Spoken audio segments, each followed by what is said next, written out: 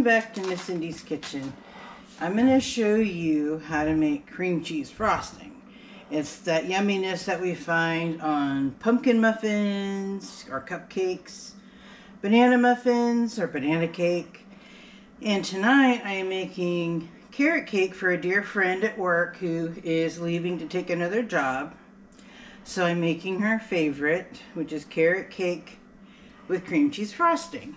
So I made the cake and muffin form just to make it easier for individual servings. So for one batch of muffins, basically one batch of cream cheese frosting to go with one batch of cake, you'll need 1 brick of cream cheese, which is 8 ounces.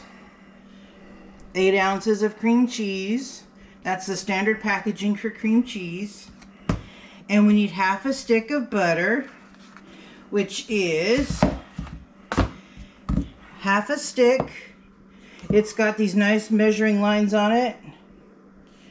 Half a stick is 1/4 cup. A full stick is half a cup.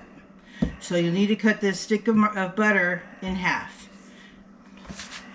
And then you're going to blend the two in a mixer until it's well whipped, which will take a few minutes, but you need to incorporate air into the butter and cream cheese. And then after we get this all mixed up, we're going to add in a little bit of vanilla and a little bit of milk.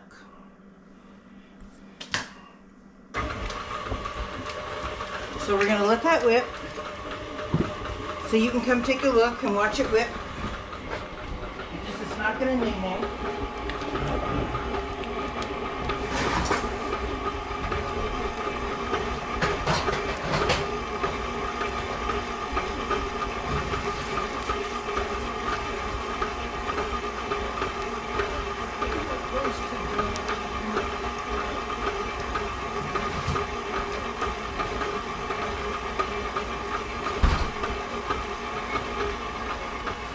And let's scrape this down.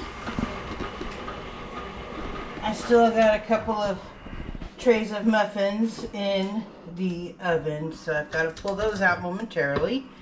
And I know we've made the carrot cake on camera before, but it's an all-time favorite. I get a lot of requests for it. So we're going to let this whip for a couple minutes and come right back. And in the meantime, make sure you like and subscribe and share this video and leave us a comment. And we'll bring you back when it's all fluffy. And now our butter and cream cheese has been successfully creamed. If you want to come take a look. Ooh.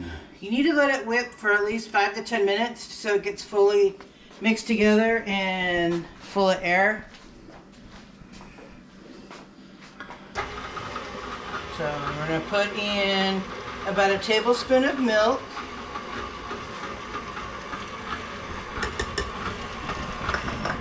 And about a teaspoon of vanilla.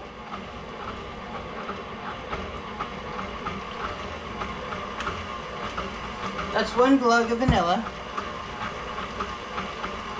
Now, what you always want to do in between, several times over the course of preparing a recipe, is to scrape down your ingredients. Because you want to make sure that everything is well mixed and you're not going to have a pocket of a single ingredient when you think you're done mixing. So, let me get that back mixing. Alright. I'm going to let that whip, and I'm going to tell you all about a really cool trick I tried out the last couple times I've made muffins that really worked well. So let me show you.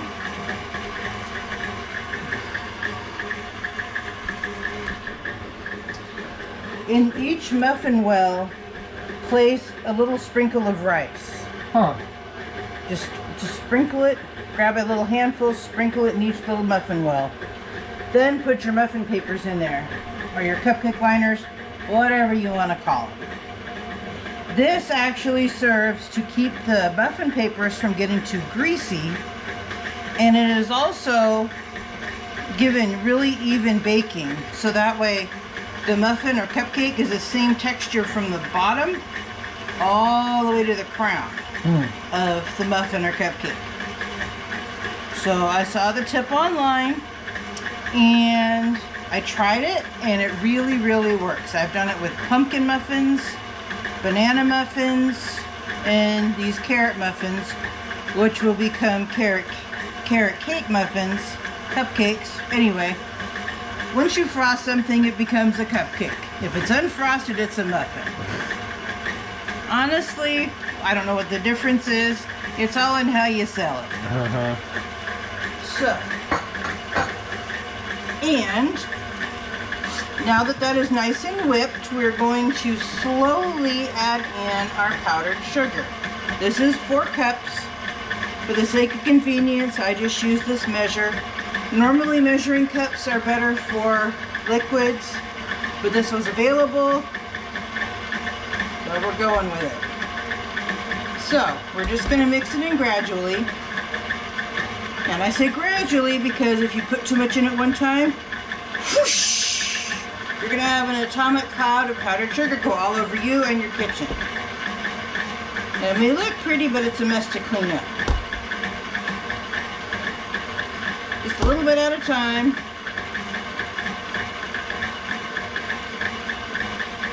And these are the muffins I made. And I will show you a neat hack for frosting cupcakes or muffins, which makes them cupcakes, without having any fancy frosting tools. Because not everybody has quite the array of kitchen gear that I've accumulated. And that's a hobby and a pastime for me.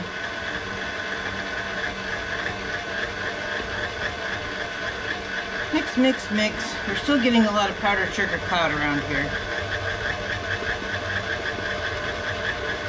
Alright, now that we're about halfway, let me get out the scraper. And instead of a fancy spoon rest or scraper rest, I'm using the wrapper. Don't, work smarter, not harder.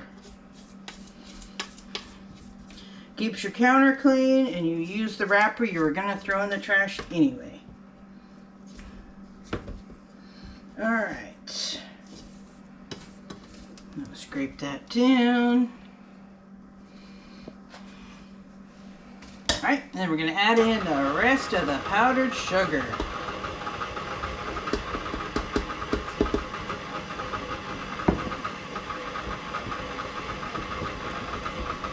Alright.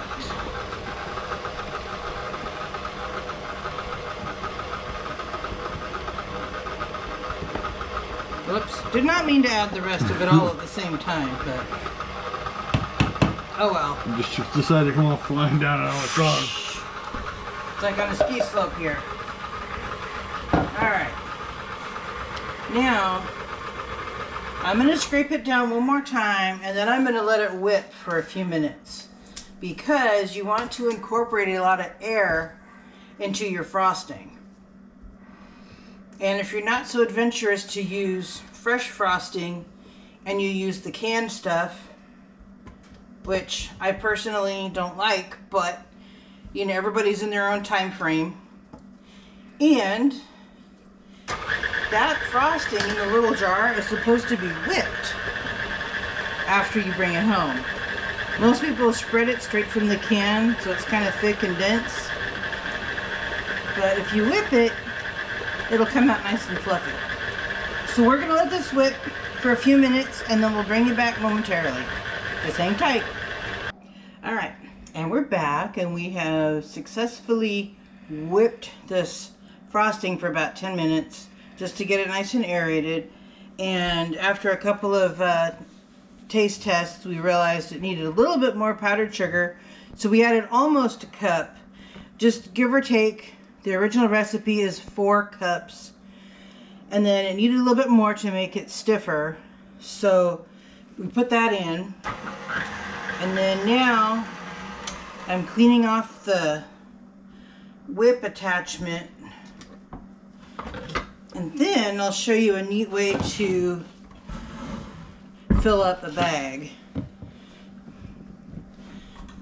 So, first I'm going to scrape off the frosting off this whip. It's a whip, it's not a nay-nay. I know, for some reason every time I hear whip, I hear nay-nay to go along with it, because that was on the radio so much. Oh, okay. For the longest time. Alright. So, what you're going to do is take a gallon-sized freezer bag. The freezer bags have a thicker plastic, so they're not as likely to split. So take a 1 gallon bag. Okay? And something large to stand it up in. Okay?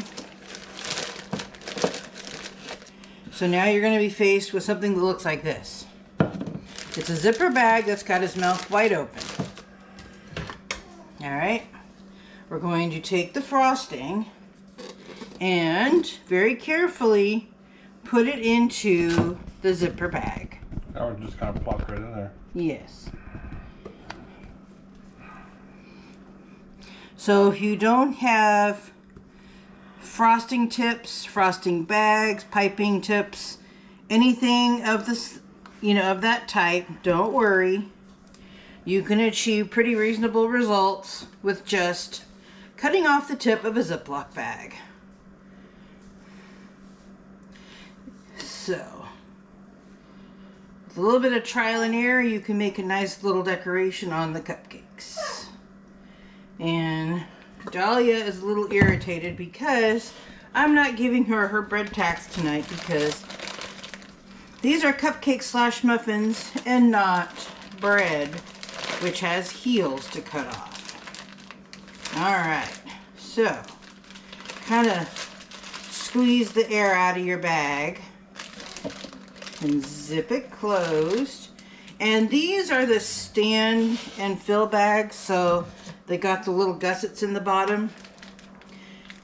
Don't worry about that too much. It'll all work out. Just cut off a little bit of the corner of the bag. And, whoops, it might come out a little weird, but anyway. So, I'm just going to show you a couple to show you how the frosting works. And it looks like it's going to come out both sides. Okay, let me grab another bag. Because we're supposed to work smarter, not harder. And I don't know. Let me see if my other bags have that on them. Okay. They're storage bags, so they only have one corner instead of two on each side. So, we're not going to overthink this. We're just going to frost the cupcakes. People waste so much of their time overthinking. You know? Just remember, overthinking is like rocking in a rocking chair. It gives you something to do, but you don't go anywhere. That's actually kind of true.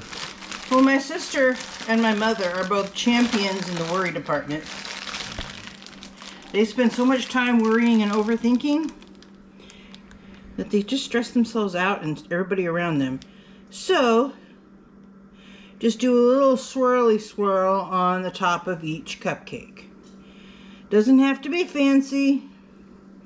You can even cross it over like that, which looks a little weird, but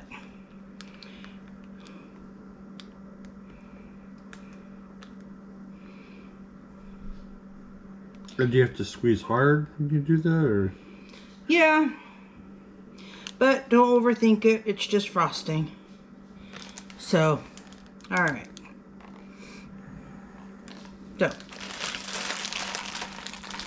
even those of us who know what they're doing don't do a neat job half the time, so. Everybody's going to appreciate the taste of the frosting and the effort you went to make it.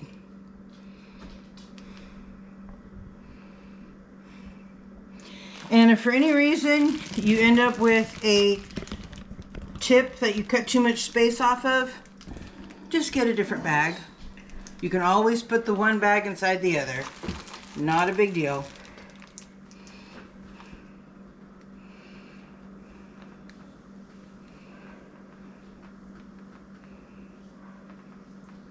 So we're going to go through and we're going to frost the rest of these, and then we'll bring you back to show you how yummy they look. And we're back. And we frosted and sprinkled the cupcakes. And I'm just hoping the frosting doesn't slide off by morning. Kind of like Peter Pan, just... Anyway, so if you want to make a yummy frosting for cupcakes, cream cheese frosting is really good. The key is to whip your butter, whip your cream cheese. Make sure you get plenty of air into the frosting. So anyway, make sure... You're gonna have to edit this. I'm tired. It's been a crazy week going up to visit my mom, taking care of her. Anyway, we've got some beautiful cupcakes for a dear friend who's leaving my workplace tomorrow. I will miss her, but she loves my cupcakes, the carrot cake cupcakes with cream cheese frosting. So that's going to be her treat for tomorrow, and she can take whatever is left home with her. So thank you again for joining us, and make sure you've liked and subscribed to my channel and shared it to as many of your friends as you can think of that would love to know how to make a delicious frosting or try some new recipes. And leave us a comment and come back again soon for another episode of Miss Cindy's Kitchen. Thank you for watching Miss Cindy's Kitchen. To get more recipes like this one, subscribe to the channel and hit the bell for notifications when new videos are uploaded. Share it out to your friends, family, and neighbors, and leave us a comment to let us know how this recipe worked for you. And don't forget to hit that like button. Again, thank you for watching Miss Cindy's Kitchen.